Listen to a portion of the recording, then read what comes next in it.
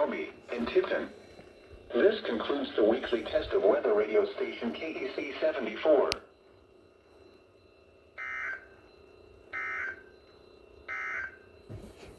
At 11 a.m. at Indianapolis, it was partly sunny. The temperature was 54 degrees, with dew point 35, and the relative humidity 48%. The wind was south at 21 miles an hour, gusting to 29. The barometric pressure was 30.08 inches and falling. Around central Indiana, it was 55 at Eagle Creek Air Park. At Anderson, it was sunny. Temperature of 50.